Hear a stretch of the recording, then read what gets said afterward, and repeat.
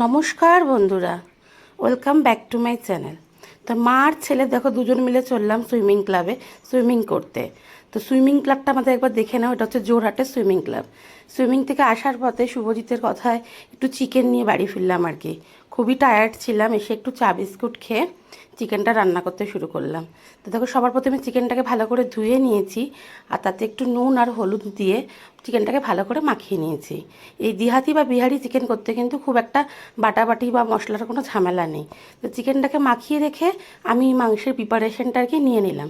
এবার কড়াইতে দেখো একটু সর্ষের তেল দিয়ে দিয়েছি, তেলটা ভালো করে গরম করে নিয়েছি, দিয়ে তাতে এক টুকরো তেজপাতা দিয়ে দিয়েছি। তেজপাতা দিয়ে মাখিয়ে রাখা চিকেনটা দিয়ে দিলাম, দিয়ে ভালো করে একটু এপিট ওপিট করে ভেজে নেবো। তবে কিন্তু খুব বেশি ভাজবো না, তাহলে কিন্তু চিকেনটা আবার শক্ত হয়ে যাবে। ভালো করে একটুখানি ভেজে চিকেনটাকে একটা বাটির মধ্যে উঠিয়ে রেখে দেবো। এবার ওই একই সেম তেলেই হচ্ছে আবার একটা তেজপাতা দেব, শুকনো লঙ্কা, গোটা গরম মশলা আর সামান্য একটু জিরে ফোড়ন দিয়ে দেবো। দিয়ে কুচিয়ে রাখা পেঁয়াজগুলো দেবো। তার সঙ্গে দেখো আমি ছোটো ছোটো একটু ছাঁচি পেঁয়াজও দিয়েছি, রসুনের কোয়া দেবে, টমেটো দিয়েছি, আর তার সঙ্গে আমি গোটা রসুনও দিয়েছি, কারণ মাংসে খুব টেস্ট হয় গোটা রসুনটা দিলে। দিয়ে এবার পরিমাণ মতো অল্প একটু নুন দিয়েছি, কাঁচা লঙ্কাও দিয়ে দিয়েছি। দিয়ে ভালো করে মশলাগুলোকে আগে একটু নরম করে ভেজে নেব। ধীরে ধীরে এটাকে ভাজতে হবে। ভালো করে নরম করে ভাজা হয়ে গেলে এই স্টেজে কাশ্মীরি লঙ্কার গুঁড়ো আর হলুদটা দিয়ে দেবো, তাহলে কিন্তু মাংসের কালারটা খুব ভালো আসে গো।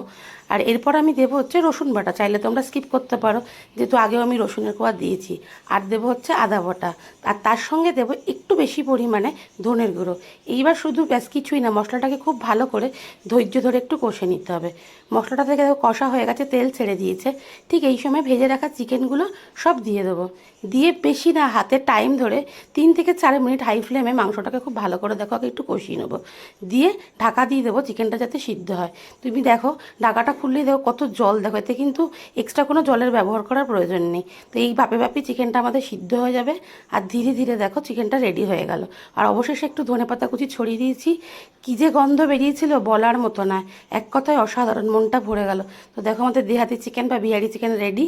এবার ভাতও বসিয়ে নিয়েছি, ভাত আর মাংস নিয়ে রাত্রিবেলা সবাই মিলে একসাথে আমরা খাওয়া দাওয়া করে নিলাম। তো তোমরা সবাই ভালো থেকো, সুস্থ থেকো, আবার একটা অন্য ব্লগে দেখা হবে। চলো টাটা, বাই বাই।